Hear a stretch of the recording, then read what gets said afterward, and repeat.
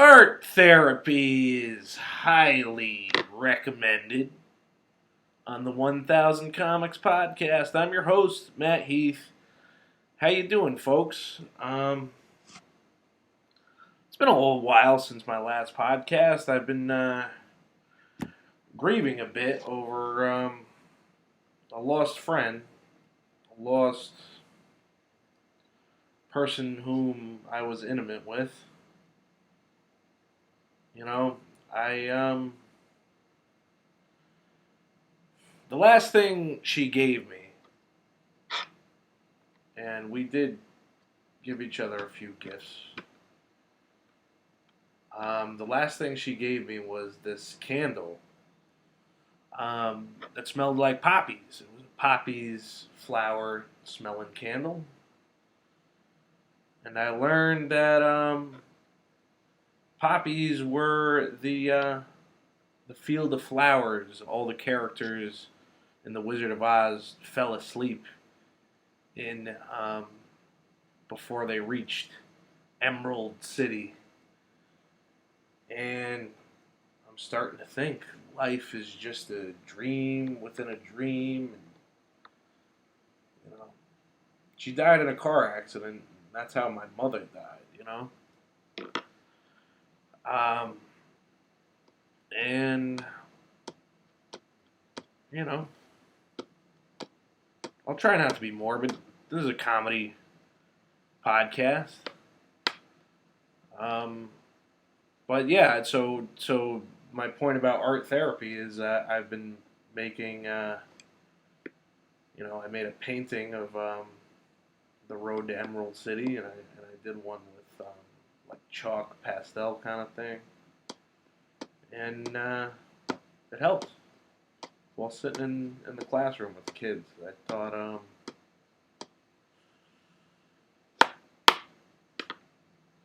you know,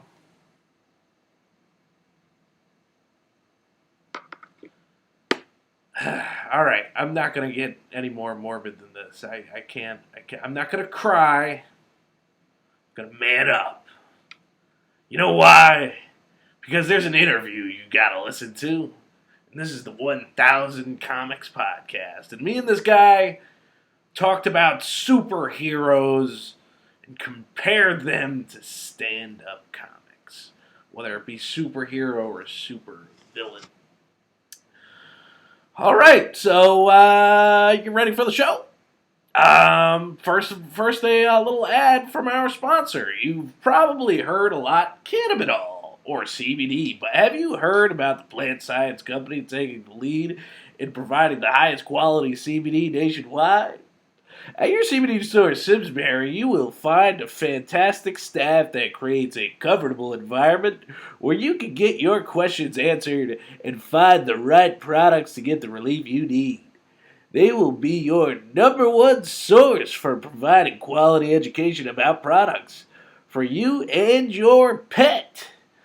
They offer a full line of edibles, creams, USDA certified oils, and more, all developed under the guidance of their PhD analytical chemists and health leaders across the industry. And to back up their story, they also provide extensive third-party testing to ensure what's listed on the products is actually what's in the products. They are located at 1243 Hot Meadow Street in Simsbury and open 7 days a week. Give them a call at 860-217-1433.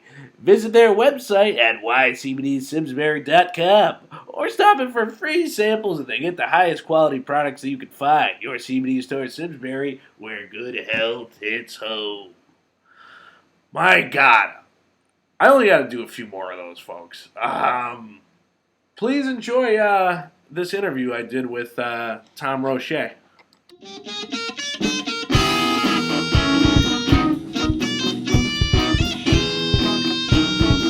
All right, welcome to the 1000 Comics podcast. I'm sitting here today with my guest, Tom Roche. Hey, I'm Tom Roche. What number comic am I? On the podcast? Yeah. I'm not sure because I don't. I usually have a few in the can before I release The episode. I thought you were talking about what number comic. You were number 11 on the open mic list that we were doing. How are you trying to? Are you going to end this when you get to 1,000 comics? Is that? That's the ultimate goal is to retire after I've hit 1,000 comics. Would you ever? Do you feel like you'd milk it and be like, all right, like a special 1,001 episode? Or are you like it's 1,000? I'm done. Depending on who. If I hit 1,000 and I hadn't like interviewed like I don't know like Tracy Morgan or somebody, it's like of course I'm going to interview Tracy Morgan. But there's also certain episodes of the show where I've interviewed 2 comics. So if I get it to 1,000 episodes, it doesn't necessarily mean it's 1,000 comics. It's actually more than 1,000. Gotcha. So you're okay with going? What is your limit? 1,000 comics or 1,000 episodes? Or are you just like I think you're overthinking this? I think you're overthinking a little bit because the 1,000 Comics podcast is my like ground level show. Like if like NBC offered me the Tonight Show, I would probably put the 1,000 Comics podcast on the back burner. Wow, so you're just gonna say fuck this show. I don't care that it brought me. No, I wouldn't say fuck it forever. I would just put it on the back burner. Fuck it for now. For a while, okay. Like it's a labor of love. Okay, I get that. Sometimes you just gotta tell people like you're not necessary right now. You're not the podcast I need in my life right now. I feel it. Sometimes you just gotta. But if I have a talk show on television, I could have, the people I want. But that's the thing about television nowadays. It's like a circus, man. It's not like who's actually watching TV though. Like I feel like everything I'm watching, even if I'm watching TV, I'm watching it on my laptop, right? Right. But I would say that Joe Rogan is more popular than Jimmy Fallon now, so it's like podcasts are where it's at, really. Mine just has to start resonating. Yeah. It's got to resonate. You gotta get damn it. Even if it resonates, you need that right person to listen to it and spread it. You know what I mean? Because you can have like 12 hardcore fans, but if no one's sharing it, then it's like, That's true. So you just need loyal resonators, right? Yeah. Yeah. Totally. I'm resonating right now. I'm resonating very hard. But we're not here to talk about me, sir. We're here to talk about you. I wanted to have you on. I've actually wanted to have you on the show for a while, and I don't know if you remember when we first met. It was up in Northampton. Was it at Bishop? I'm assuming Bishop's just because that's where it refreshed my memory. It actually wasn't at Bishop's Lounge. It was at the other mic, the one that I know Nick Caron used to run Bishop's Lounge, but now Packard's. Yeah. We met at Packard's, and you were doing material about the name Chad. Oh, yep. And I think I saw you once there, and maybe I saw you a second time there. Because the second time I saw you, you know what? Maybe it was the second time the first time I saw you was at Bishop's, and then it was immediately after. Yeah, because that was a double dipping night. You were double dipping, and we were both double dipping. I saw your set on the name Chad, and then I filmed it the second time I watched it because I had to have this joke recorded to play for my boss at the time. His name's Chad. That's so flattering. You have whoever's watching this, every time he says it, I don't know how my face looks, but deep inside, I'm like, that's the coolest feeling that someone's got to record okay. And my boss wasn't really impressed with the joke, but I thought it was a fucking funny joke. How it's like you said, it's like baby's name Chad. I get a beer can crushed on their forehead, and then the baby. Wow, how does it go? It ends in you haven't done that joke in a while, huh? Well, because of the pandemic. I've done it once since the pandemic, but this is my fifth open mic in 365 days. Around when did I first see you back? 2 weeks ago? A couple weeks ago at one of the other open mics. It wasn't my open mic. This is probably I'm going to just round it up. I think in the past 365 days, this is the fifth open mic that I've done. So I'm really trying to get back the rhythm of my old you're jokes. Really rusty at comedy. I'm super rusty, yeah. So I don't take bombs as personally as I would have if I was, but they still hurt. I bombed really hard at the one before this one, the fucking what's it called? Haley's or Chris's? Chris's playwright. The playwright. So yeah.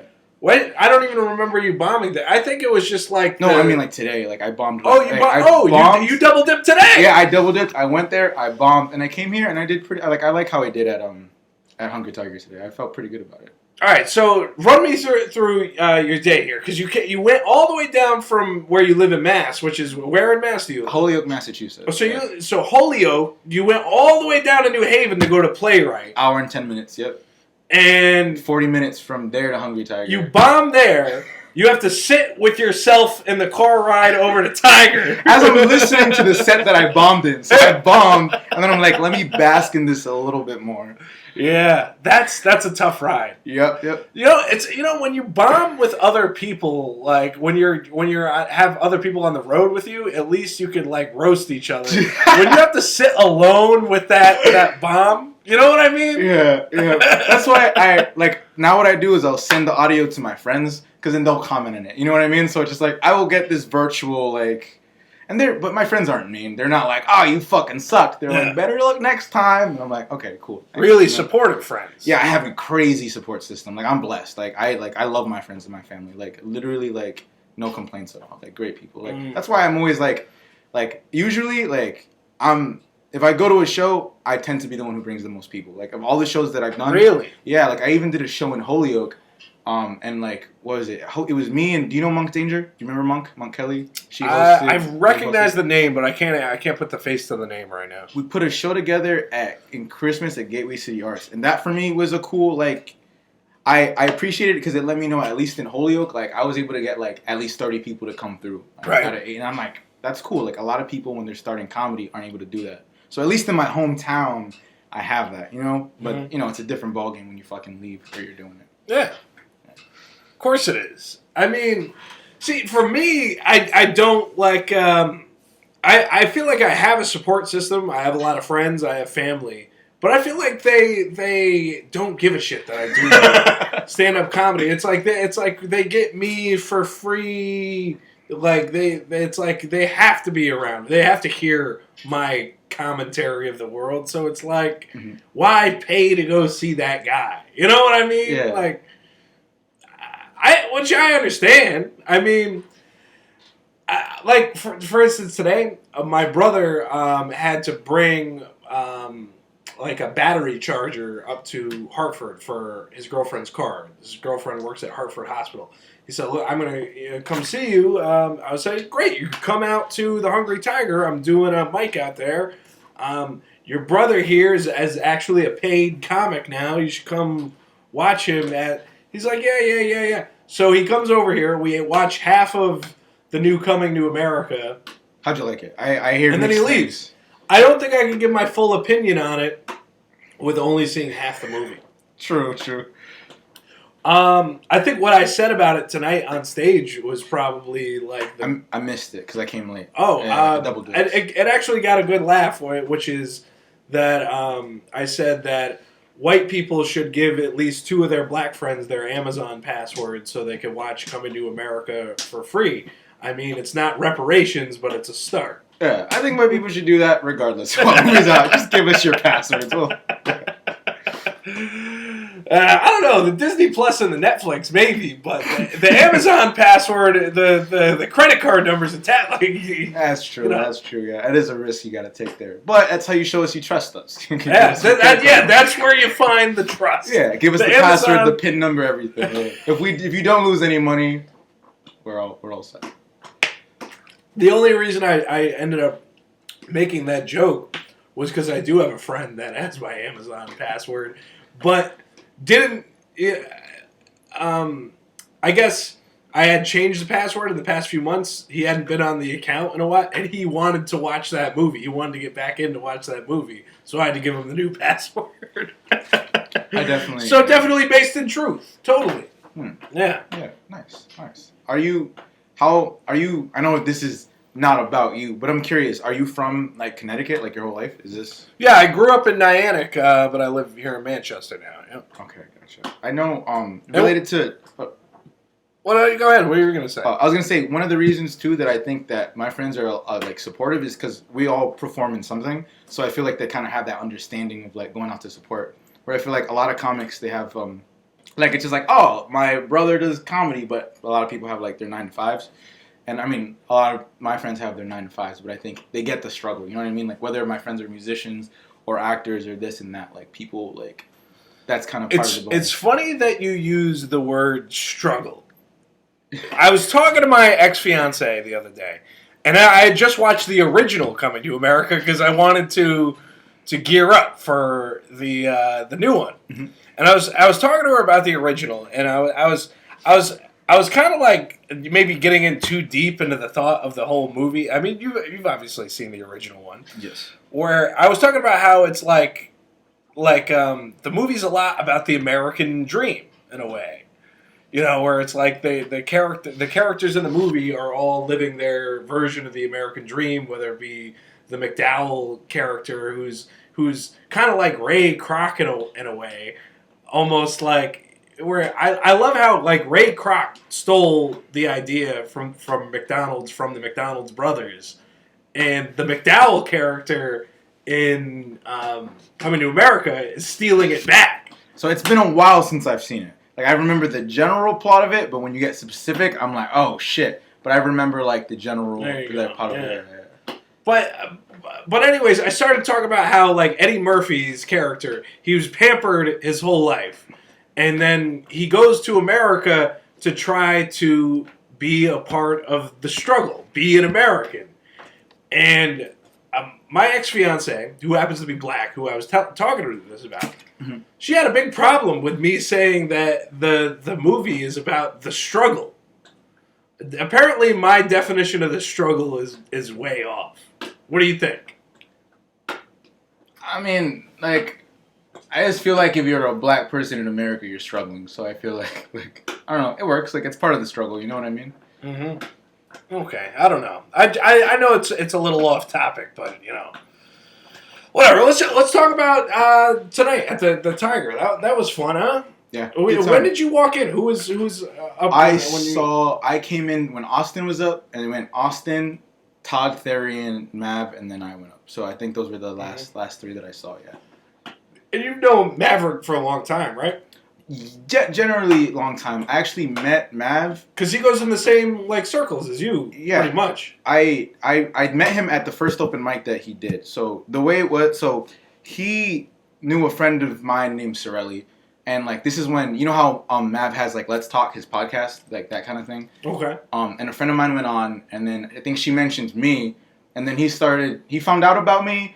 And from that, he started doing stand-up. He was like, yeah, like, part of the reason I started doing stand-up is because I saw you doing stand-up, and that kind of got me into it. So I actually met him because he found out I was doing stand-up. Really? Yeah. So that's pretty cool. Like, he's let me know. He's been like, yeah, like, that's part of the motivation that I've done it. And that's kind of a cool thing, like, because I'm just a fucking dude in Holyoke, you know? So for someone in Springfield to be like, yeah, I saw you doing stand-up, doing that thing, inspired me. And then I met him at the first open mic that he went to. So, like, we just kind of have that cool, like, camaraderie. You know what I mean? Yeah, totally. Yeah. And, yeah, you're set tonight.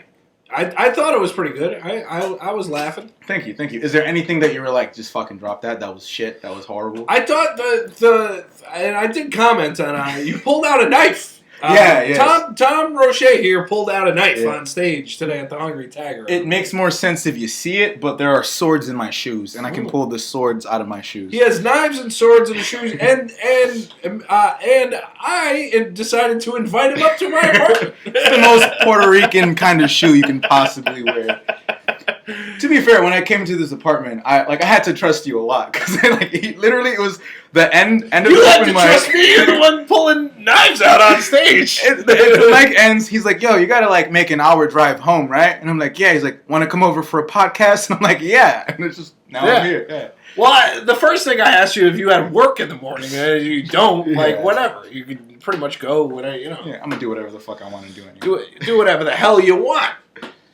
Anyways. You pulled out a knife. I commented that it's not threatening because you're wearing a Christmas sweater. I thought you were going to start cutting up a dessert. Fruitcake. I thought that got a good laugh. But, you know, what I really enjoy is your material about superheroes. You have a lot of material about superheroes. I do. I fucking love superheroes. Like, I got excited because as soon as I came here, the first thing, there's a desk right next to me, there's a Superman toy that I'm holding. And that's what I started today with, if Superman was Mexican. Well, let me show you. This toy I only have out because I have this toy, I have these stickers out because I teach children Chinese children English over the internet, and I used like little props and toys and stuff. But this Superman action figure actually goes up here with my little. I call it the Shreinfeld.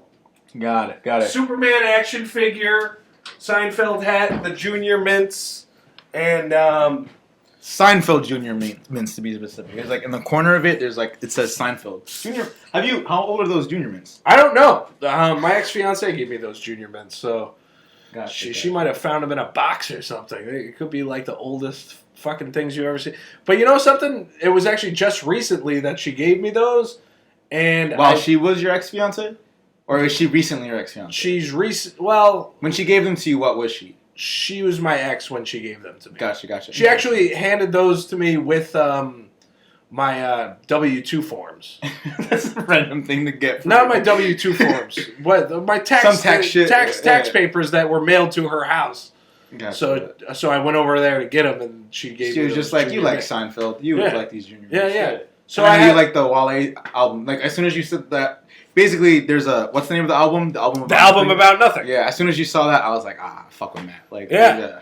Well, he's also got the mixtape about nothing, I have not heard the mixtape about. and Nothing. he's got more about nothing. So he's got like 3 different Seinfeld themed albums. This is like This is weird because like you don't listen to hip hop and expect people to make Seinfeld references, and Wale is the last person that you expect to like. It's cool. Like I like it. We need more hip hop referencing fucking. Well, I don't listen to a lot of hip hop, but if it's Seinfeld is involved in it, I'm probably gonna know. Someone needs to sample the Curb Your Enthusiasm beat and turn that into I would love that track. It's probably gonna happen one day, right? Yeah, I bet if you Googled it, there's a shitty version of it. But if you wait long enough, someone will like master the Curb Your Enthusiasm. What? So it's that song, but what's that song specifically we were talking about? The the thing to know. It's something like that. It starts with the Seinfeld sample where they're talking where it's I think it's Elaine and Jerry, and they're like, I know we're friends, but like why don't we just fucking get it out of the way? Yeah. And you said it was on your sex. What's really playlist. What's really crazy about that? So the first time that I ever played it on that playlist, like Seinfeld was playing in the background and it played at the exact same time as Seinfeld. No way. And then it happened the second time as well. So I just thought that's a weird I believe in synchronicity. I believe when things like that happen, you're going on the right path. Yeah. So as soon as that played and Seinfeld was on the screen, I was like, oh, whatever I'm doing is the right thing. This is a synchronicity. I'm on the right path. I mean, I think, and it's weird because it's like I do have the Shreinfeld up there, and above that, if you see, I got a Latte Larry's mug for Curb Your Enthusiasm. But Seinfeld, just the show Seinfeld, just the concept of nothing is, I feel like, so important to me as a comic. You know what I mean? What do you? Yeah, elaborate for me. Elaborate. Just I feel like the fact that there's nothing out there. There's nothing to do today. There's just the whole idea of nothing. A show being about nothing. The fact that the show was never about romance. It was never about death. Not for the most part. Anything. It's just how a comedian gets his jokes, and I can relate to it 100%. Yeah. It's when I was young, I didn't appreciate Seinfeld. Like when I was 10 or 11, I watched it and I'm like, what is this kind of? You know what I mean? I didn't. But in high school, in video class, our teacher was like, "I'm gonna show you a clip from Seinfeld, the show about nothing." Mm-hmm. And I was like, "How old was I?" I was probably 15 or 16, and I'm like, "Seinfeld's so whack, it's so dumb, yada yada." And I forgot what episode. I wish I remember the episode she showed me, but I remember she showed me an episode, and I was like, "This is great." And then I didn't binge it entirely, but I would look up best Seinfeld episodes, and I would jump around. The masturbation one, I think the first one is the one with the Asian restaurant, right, where they're just jumping around the episodes. But definitely took me a while to appreciate Seinfeld. As a kid, it just different sense of humor, different culture kind of thing.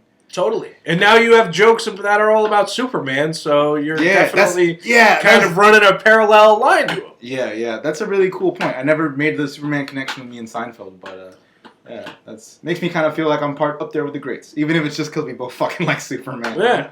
Yeah. But you know something. Patton Oswalt's episode of Comedians in Cars where they're bullshitting about comic books. I haven't seen it, but tell me about it. I just thought it's like, it's like these guys are two mega stars, but at the same time they're still like bullshitting about like what they would have talked about when they were in high school. You know what I mean? Mm-hmm, mm-hmm. Yeah. So you're a big comic book fan, right? Hell yeah, yeah. Are you more of a DC or a Marvel guy?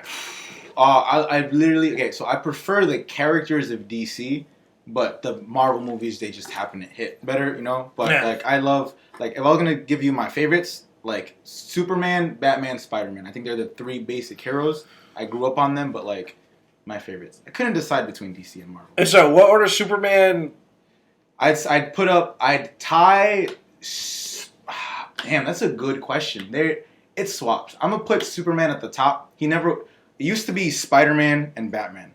But as I grew older, I started to appreciate Superman more when I kind of understand what he stood for. And I'm like, this dude isn't boring. Like, people think he's boring because like he can do everything, but what makes his struggle so amazing is he's kind of like he's an alien, he's an outcast. Like it's an immigrant story, right? It's like a story written by Jewish immigrants, you know, like, and you can kind of see that, you know, it's so right. When you see the story of this outcast who's kind of, if people understood his gifts, they might shun him. So he kind of learns how to be responsible with his power and use that. It's a beautiful story. Superman's the fucking best superhero. Well, so I think what happened was instead of taking the characters at face value, you kind of dug into the mythology of it a little bit more. Mm-hmm. And that's what kind of makes Superman kind of rise to the top. Mm-hmm. Mm-hmm. Yeah. Which is interesting because he is the most powerful out of all of them too. Mm-hmm. And the most human. He's the most powerful, but of all of them, to me, he's the most like down to earth human. Was there specific stories or comic books that made you go, yeah, this is the one? Like, he's got all right, so I'm trying to remember the name of the comic. There's it covers Superman's origin. There's a bunch of different Superman stories that covers origin, but there's one, and it kind of goes into like little tidbits of why he is the way he is. Like I remember in one moment in the comic, he was in Africa, and the culture there, the tribe there was kind of talking about like what masks represented and whatnot, and it kind of explained like why Superman doesn't wear a mask and went into things like that. There's a Superman comic called American Alien by Max Landis, and it shows you Superman kind of growing up, and it's the way that it just makes him human. Like he's a human who happens to have godly powers, and like if you woke up one morning and you had godly powers, it wouldn't be easy for you. You'd have to learn how to use them. You'd have to learn how to use them responsibly, because if you didn't, you'd look like a freak. Right. So like I can't. All-Star Superman's a good one. All-Star Superman.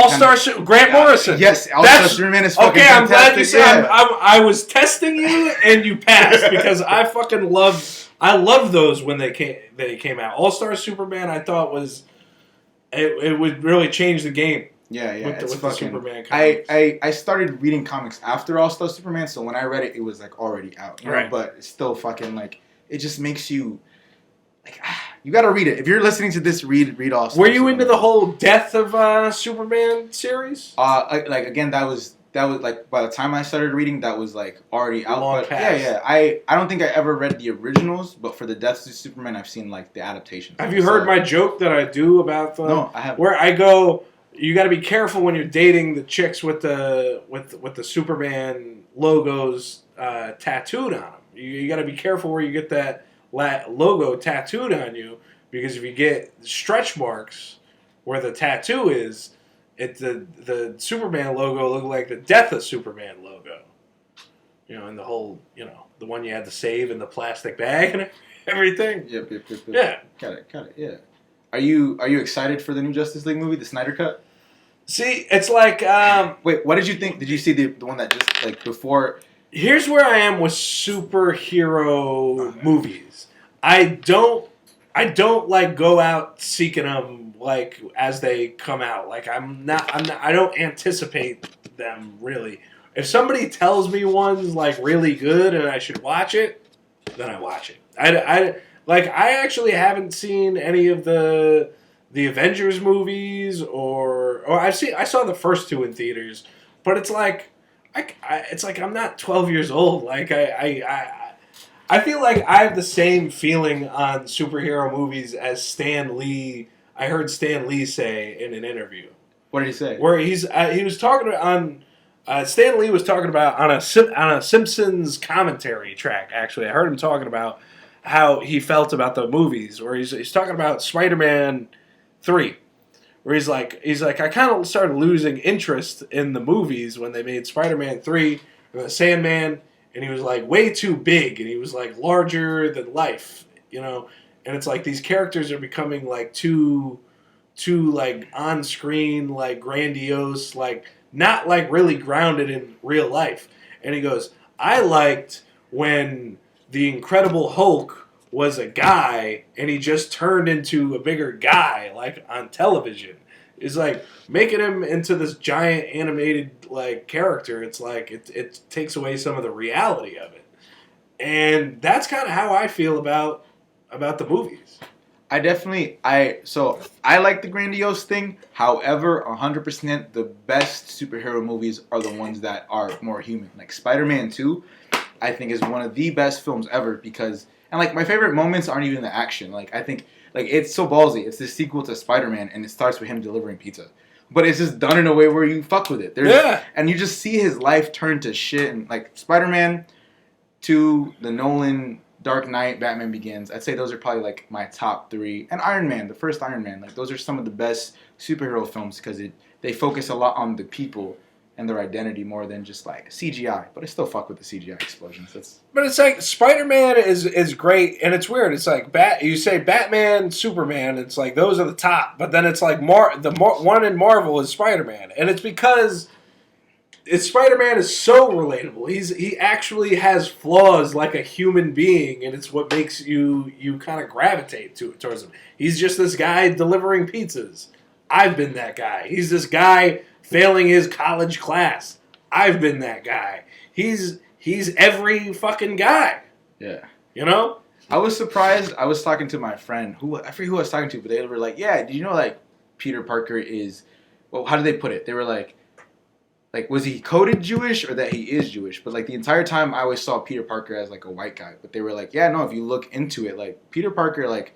He's Jewish, and I forget like the evidence that they kind of gave me, but I just thought it was really cool because my thought is like, oh, there are no like a lot of Jewish superheroes out there, and I was like, Peter Parker's like low-key Jewish, and then when you listen to his comebacks and his wittiness and the way he's got that kind of like Jewish humor to him too, so I'm just like, oh, like fun fact, you look into it, like if you Google it, you'll see what I mean. Like I may sound crazy to some people, but like, what'd you think of Well, Stan Lee's Jewish, so and Spider-Man's based on Stan Lee, so for like J. Jonah Jameson actually I read is like Stan Lee, like when he modeled J. Jonah Jameson after himself. I mean, his voice is kind of like wait, what? Like I want pictures of Spider-Man. You know what I mean? That's literally Stan Lee. He's out here wants pictures of Spider-Man. You know what's funny about the I want pictures of Spider? You know how Tobey Maguire is in that movie, The Great Gatsby? Mm-hmm. I used to show the movie The Great Gatsby in class when I was teaching. And there's a sex scene in The Great Gatsby. It's because Tobey Maguire's in it. I used to cover up the screen with a picture of Spider-Man's face during the sex scenes and just go, I want pictures of Spider-Man. Did the kids appreciate it? Some of the kids laughed. Some of the kids were like, what the fuck is this guy doing? I can't imagine having a comedian as a teacher. I feel like you did really funny shit that your kids didn't appreciate. Would you agree with that? I honestly think, who knows? Maybe like the memories of me will age like wine, hopefully. is what I hope.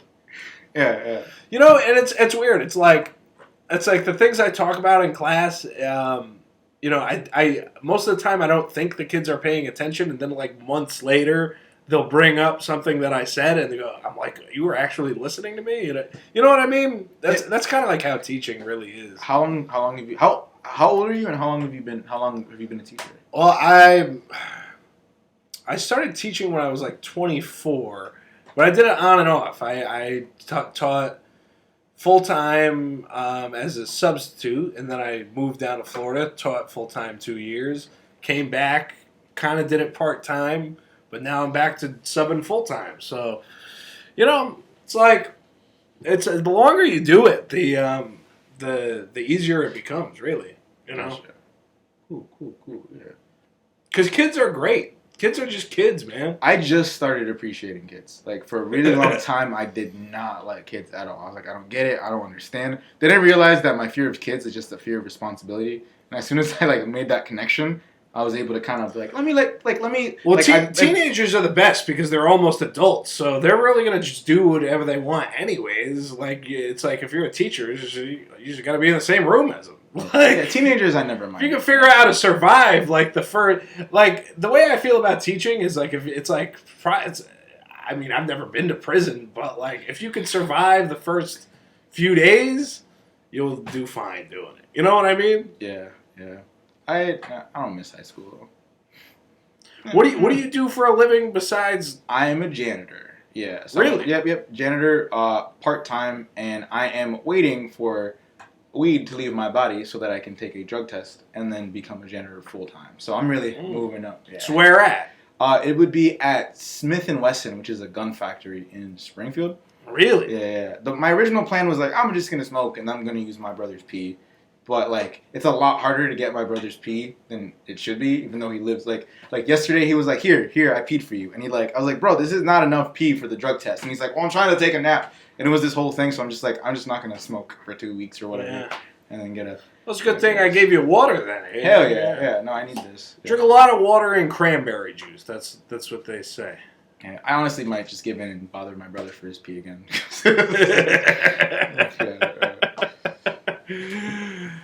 Oh my god! So, like, who were your favorite comics growing up? So, not my favorites, but the earliest that I remember watching is being put on to Eddie Murphy. I remember the one that like my dad would quote a lot and we'd play back a lot is the ice cream, when he has the ice cream and he's like doing the song. My dad, this is before I saw Eddie Murphy. He would make burgers and he would like call them greasy burgers, and then eventually I saw like, oh, that's where he got that from. Yeah. Bill Cosby. Well, the welfare burgers. Yep. Yeah, that was yeah. It was really cool seeing that came from that. Bill Cosby's Him. Is it him or himself? Himself. That I had on VHS and I would watch that a lot as a kid. Yeah. My mom. It's funny because my mom. I was a potty mouth at a young age, and I would like when YouTubers first like coming out, I would like make YouTube videos and say wild stuff, and my mom would be like, "Get that fucking off the internet!"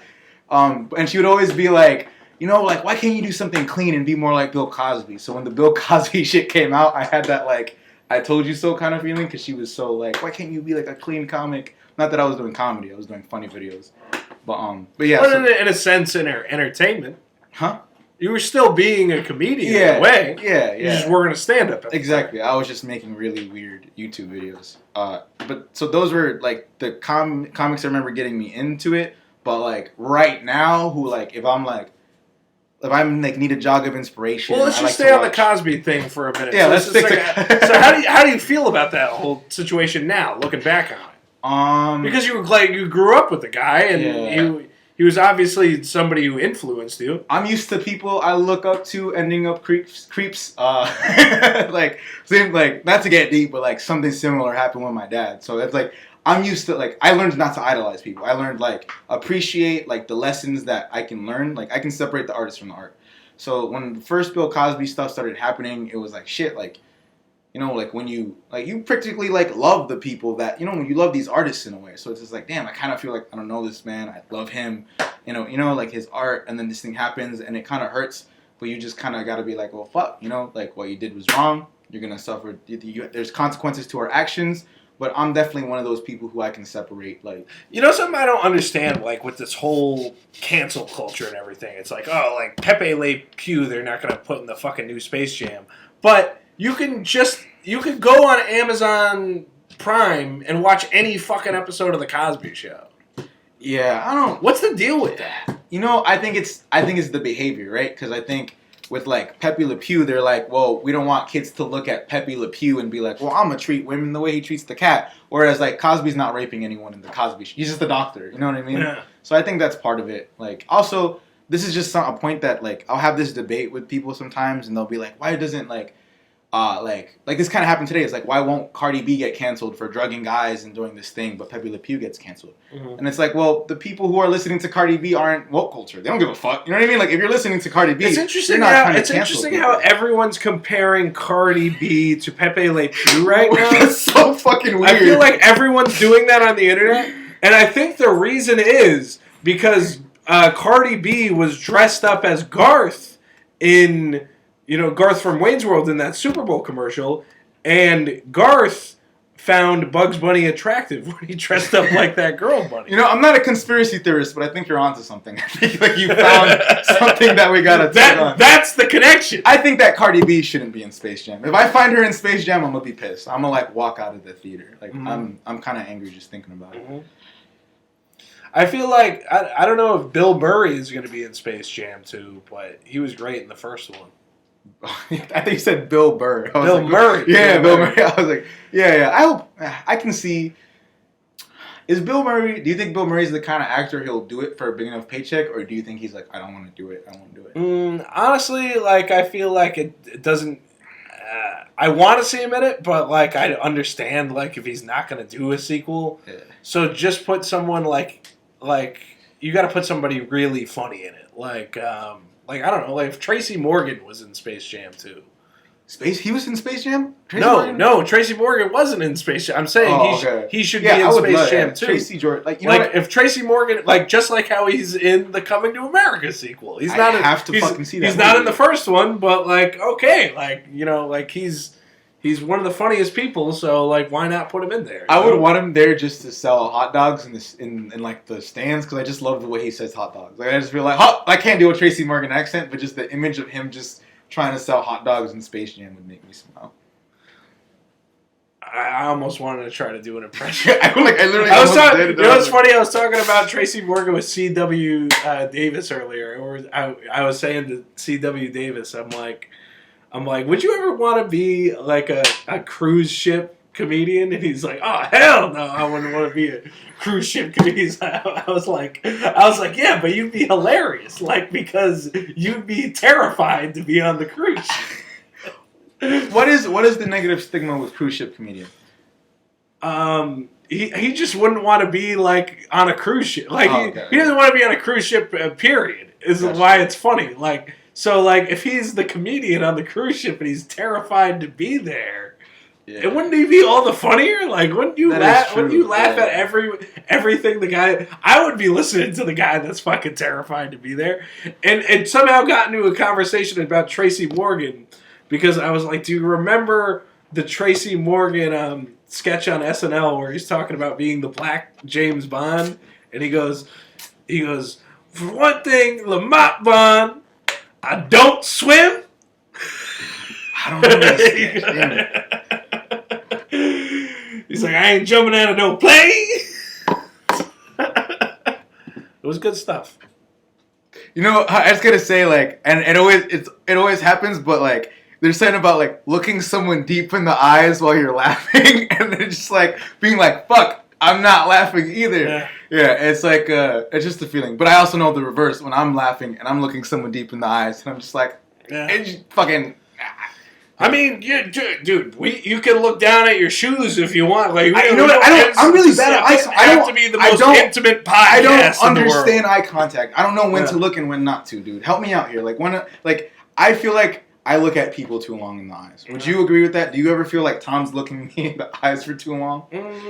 Something, people with glasses, I can never tell. I can never tell. Like, because I don't wear glasses, so it's like, I don't know. Like, I don't know quite what you're looking at, to be honest. Okay, I'll take it. Yeah, I'll take it. Yeah. I won't overthink my eye. Now every time I look you in the eyes, it's just, he looked away now. Right now he looks back. Yeah, well, it's just like there's appropriate times to look away, I would think. I don't know. This is becoming kind of fucking awkward. Let's get back to the fact of the matter where we were talking about comedians that you grew up with. We hit on Eddie Murphy. We hit on Bill Cosby. And then we kind of went back and talked about Cosby, but you were trying to get into the comedians that you like today. Yeah, because the comedians that I started watching, like when I started I'll just name comedians who are like influences, whether or not they've gotten canceled. So I'll start with Louis C.K. Bill Burr's fucking hilarious. Mark Normand is great. As soon as I discovered Mark Normand, I was like, oh my god. I've done a show with Mark Normand one time, where it's like, it's weird. It's like Nick James wanted to go see Mark Normand, and like he invited me out to go see. So it's like, it's weird because it's like once like you've it's like I know Mark Normand's really talented and everything. I think he's great, but it's like when it's like you kind of came up at the same time as a comic like that, where it's like I saw him hacking away in nightclubs, like. I seen him eat a sandwich in a green room. It's like, once you see somebody eat a sandwich in a green room, it kind of like demystifies the like, you know what I mean? Yeah. I've talked to my brother before, and we like, when we meet, because he's a musician, and he does music, and I'm a comedian, I do comedy, but like, when we get to that point where we're meeting people, we're like, yeah, we want to play it cool. You know what I mean? Because it's like, there's going to be that feeling where you meet certain people, and you're like, oh my God, like, like, you want to feel that. But we're like, yeah, we've already had this conversation where if we meet someone and we know who they are, we're not going to play it like arrogant, like, who are you? But we're going to just like be like, oh, nice to meet you. You know what I mean? So that's kind of, because I already want to demystify them. Because I feel like I feel like the culture of just propping up celebrities just fucks up America. So, I mean, it fucks up everything. Yeah. But, yeah. Totally. I mean, there's actually certain people I've never wanted to see live or meet because, like, they say you shouldn't meet your heroes, and like Mark Maron, for one thing, I don't think, because I listen to him like religiously almost, his podcast, where it's like, I feel like if I met him, it would kind of ruin his podcast for me. I think the same thing with Bill Burr. Like, I love his stand-up so much. If I actually met him in real life, and it's like I know he's kind of like got like a standoffish personality almost. So it's like if he didn't like me, like, I don't know if I could keep liking him the way I do. You know what I mean? Yeah. So that's a, like, sad thought. Like, just the thought of meeting someone who's a role model and them just not fucking with me. Like, that kind of made me sad just to think about that. Yeah. Yeah. That would suck. But it would happen inevitably. Or it's like, Rich Voss. I met him. I got his autograph on the CD and everything. For some reason that I didn't like. I love his stand up, and but I didn't really care about him not liking me. You know, like, because I got his autograph. I asked him to take a picture with me. I walked away, noticed the picture didn't fucking take. I walked back up to him to ask him to take another picture, knowing it would full well annoy him, and like. I go to ask him to take another picture. He's like, yeah, sure. Let's just make it quick because I'm trying to, like, fuck some chicks here. Which is like, isn't that really the Rich Voss moment I'm looking for at the end of the day? Yeah, you know, as long as they do it in their quote-unquote character, it's just if you're going to shit on me but make it funny or say your thing and, like, be yourself, I'll take it, you know? But that's the thing. It's like, with Bill Burr or Mark Maron, they both have, like, kind of like the angry personality like that. But I don't want them to be angry. I want to be buddies with them and deep down. You know what I mean? So it's like I'll choose to steer clear of seeing their shows live or ever meeting them. Wow, it was straight up. Yeah, I'll take the risk. I don't mind it. You know. I mean, if somebody were to offer me tickets, I probably wouldn't turn them down. But at the same time, I'm not going out of my way to buy them. You know. Gotcha. So it's not like you walk into a room with Bill Burr, he's there, you turn around and you're like, "Fuck this!" Like, yeah. What do you mean, like? Not like that. I mean, it's just like let the opportunities happen organically in life. Yeah. Like anything. Yeah, that's true. Yeah, you don't want to force things because that's Who knows? I don't know. Did you ever meet anybody where it's like any celebrity of any caliber, which is weird. Like sometimes people have stories, but haven't met anyone. Yeah. No.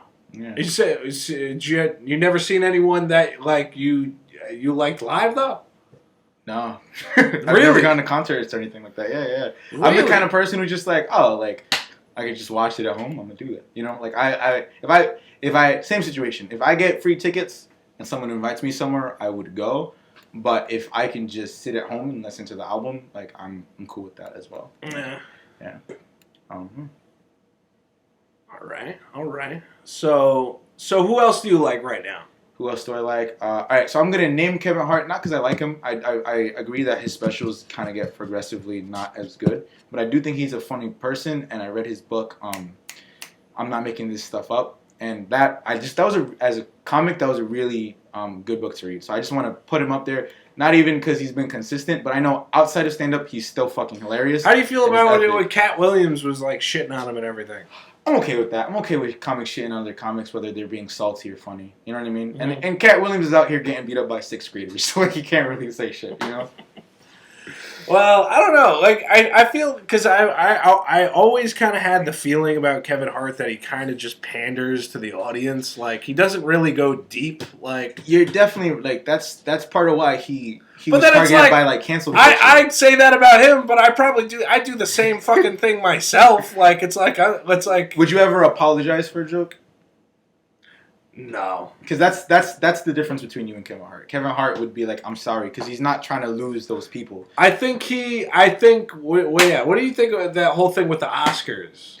I think he did what he needed to do for his career. I don't think he made the wrong move. He's just like, you know what? I don't want to lose these people who follow me. So I don't know how much. I think it genuinely came from the heart. I think it genuinely was just like, this is kind of the smart thing to do.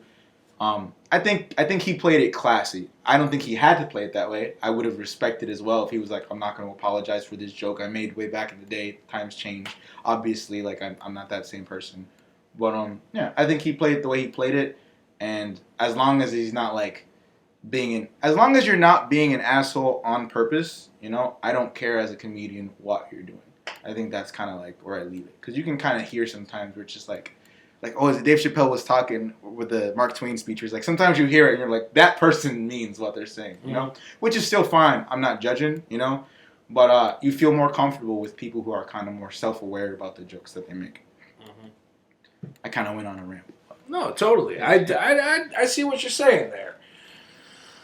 I don't know. You religious at all? You grew up spiritual. I'd say like that cliche. I'm not religious. I'm spiritual. I thought I grew up like Pentecostal Christian or whatever it's called. I forget, Baptist, because my aunt was, but my mom was like, yeah, no, you're Catholic. You got baptized in a Catholic church. I was like, I had no fucking idea. I hated going to church as a kid because I never really bought the stories. Like I had this. So one memory I remember is I was like probably like 7. My aunt took me to church, and the first couple times I would go to church, I enjoyed it. They would really get into the stories in the Bible. And then one time they told the story of Job, and how Job was like this awesome dude who was like, yeah, God's great. And then the devil was like, yeah, I bet if you took away all that stuff, he wouldn't love you. So he's like, let's make that bet. And then he just fucked over Job. And I just, like, the way they described it, like, they told it like a horror story. Like, this dude, like, he lost his family, he lost his herd, he was disease-ridden, da-da-da. And they're like, he got it all back in the end. But all I heard was, like, God made a deal with the devil to fuck this person over. And that, like, really, that paranoid me for a while. There was one time I went to church, and I didn't understand Spanish at the time. I still was, like I'm Puerto Rican, I'm Latino, I'm Mexican, I'm a bunch of things. I'm bad at speaking Spanish, but I can understand it pretty fluently. But at this time, it was a Spanish church, and there was this guest priest, and he invited me up. Do you think that's the only story, though, I feel like in Christian, like, in Scripture, that kind of, like, shows you, like a yin-yang, basically? The only story?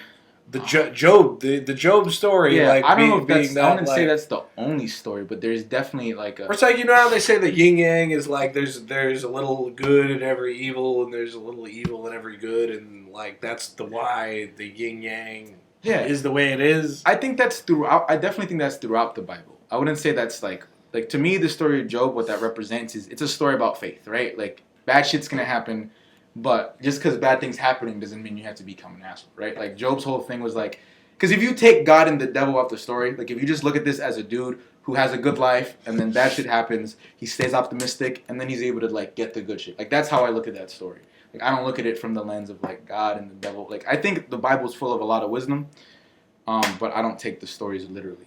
And every story, I think, has that yin-yang element, I would say, for sure. I think the story of Job is important, though, because God will take everything away from you. Like, there's more tragedy in life than fucking anything. Yeah, the devil killed Everyone is going to die. Yeah. You know? Yeah. The devil will take shit from you. And the devil killed like 2 people in the Bible, and then God killed like everyone else. So it's just like, it's just the way it is, you know? It's true. Yeah.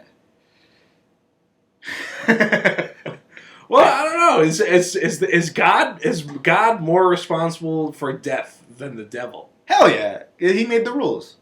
Hmm. That makes me think, you know what I mean? I try not to label things as good as evil. I just think of things as like consequences that people prefer and consequences people don't prefer. I really don't like judging things. I don't see inherent value. I do believe we all oppose our own meaning to things. And I just see, like, to me, what God, that word means is the unfathomable. Like, God is just this paradox that doesn't make sense, you know? Like, life itself, like, life doesn't make sense. Like, if you go far back enough, right, you go to the Big Bang, people can explain the Big Bang, but no one can explain existence. No one can explain this thing, you know? And because of that, I don't know, how can you look at things as to me, just the universe is like this paradox. Like, we exist, we don't exist, you know, like, it is a dream, it isn't a dream. Like, that's kind of, I could go on fucking ramble on about that, but life is just weird. We take it too seriously. That's why we're You think life is an illusion of some kind? For lack of a better word, you know, it's such a like, I would say yes. I think life is a paradox. I think everything life is, it isn't, which is, you can't wrap your head around, but like, the only way you can wrap your head around life is if you lie to yourself about things, and I think that says enough, you know? I don't know. So, something my ex-fiance actually used to say to me a lot was that, like, oh, you're the co-creator of your own universe. I totally buy that. Which is like, it's like, I'm just as much God as God is God in my life. In a way, yeah. Like, I agree and I disagree, but I know where you're coming from, and I agree from where you're coming from. Right. You know what I mean? Like, I get what you're saying, and I agree completely. But and the only reason I say that, I'm not trying to be blasphemous at all. Hell yeah, hell yeah. Where it's like, if you, like, it's like, when I moved into this apartment, there was nothing in here. You know what I mean? It's like, I'm responsible for creating my space and being me. It's like, God's not gonna fucking put a curtain on the window or, you know, fucking make the bed. You know, it's me.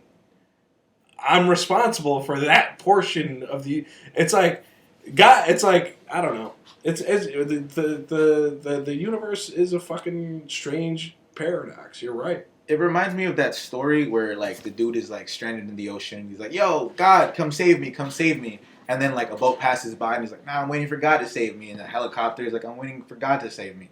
It's kind of like, God put you here to put your own curtains up there. And when I say God, I don't think Christian God. I just think, like, I'll rephrase again. God to me is just, like, whatever the fucking unfathomable thing that led the domino series of events as to where we are here. Like, also, if you look at all spiritual, like religions, like, they always kind of come down to, you find God by looking in yourself, right? Mm-hmm. Like, this is a dude who's in and out. He's everywhere. Or she, or there, whatever the fuck that thing is. Now, do you think, like, that... I always thought that Jerry Seinfeld had a Superman complex. And that's why he is the way he is. Huh.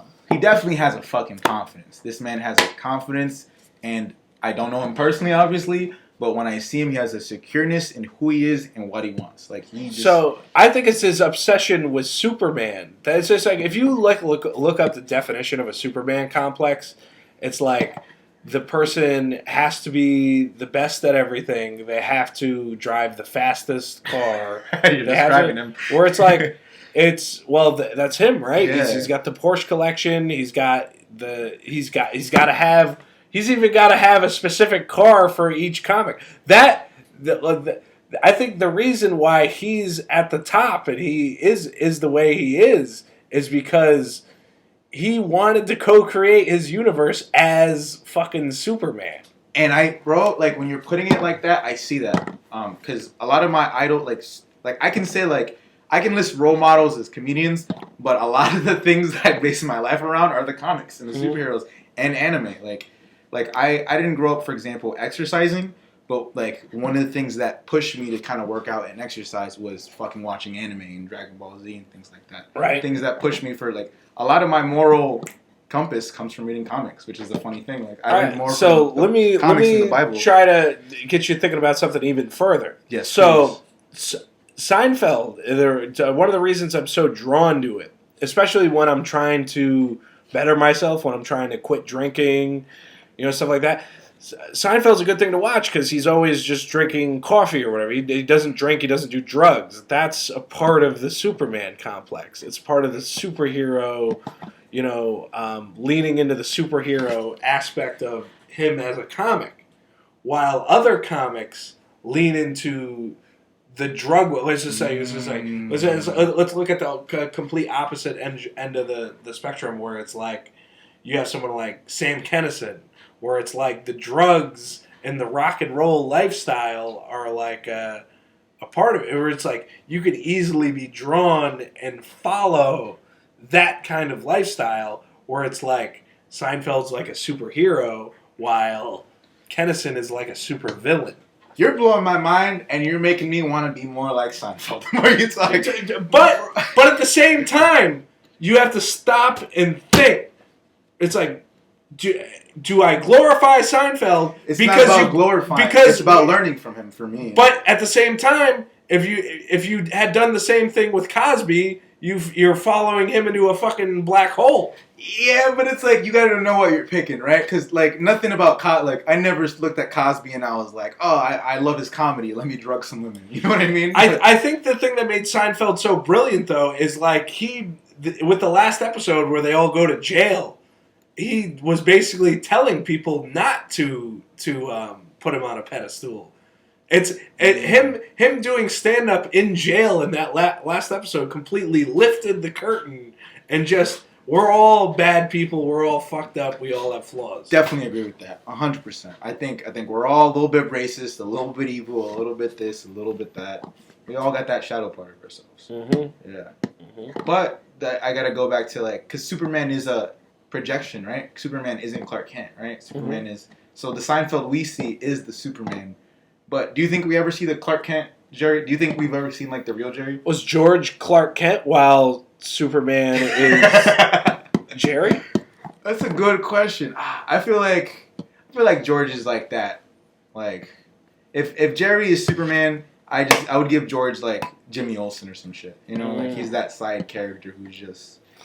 One of my favorite Seinfeld lines is when he goes, when Kramer walks in, he goes, "Hey, Jughead." He's like Archie, Veronica, and he looks at George and goes, "Mr. Witherby." Was it you were talking about how they all have the four roles, right? Teenage Mutant Ninja. That was just before we came here. Yeah, right? yeah. That's kind of the same thing. Yeah, every group of four has the same dynamic. Yeah, there's a website called TV Tropes. And I just like looking it up and looking into the tropes. And there's one called the 5-Man Band.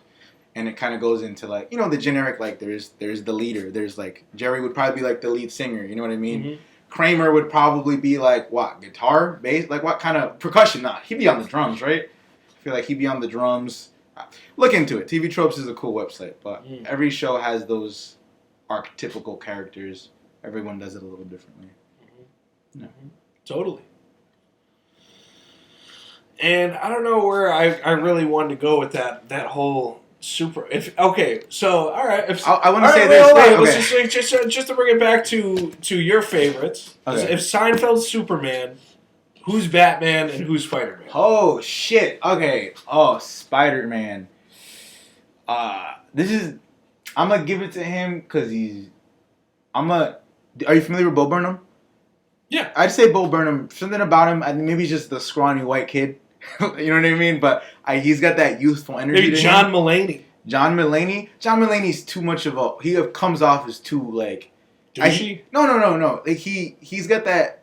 I don't think he's an old soul, but I think the way he carries himself is so, he has that old... Mm-hmm. What's the voice that he's always wearing a suit. Yeah. He's too... I don't... 1940s, yeah, announcer, Yeah. So because of that... Batman, though, who's, a hard, angry... I almost want to give Bill Burr because I feel Louis Black might be Batman. Louis Black, I could see it. Would you just be a Batman or a villain though? I feel like he'd be like. I don't think he's a villain because I don't think he really does anything like. I think his I don't know, just his like the whole Back in Black thing when he used to be on the Daily Show, and I think he would just swoop in and kind of like I don't know something says Batman to me about that. Gotcha. You know what I mean? Yeah, and he does have that roughness to him, that like Batman. I feel like he's ranting for the greater good, even though he knows people will disagree with him. Like what's that speech they said at the end of the Dark Knight where it's he's not the hero we need. He's not the hero we. Is it the hero we need, but the hero we deserve? It's one or the other. Yeah, something like that. I feel like Lewis Black fits that description. Yeah, he's not the hero we deserve, but he's there. Some shit like that. I should know it. If I was watching the movie, I'd be able to probably quote it.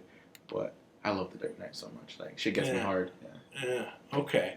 So I don't know. Who do you think's Batman?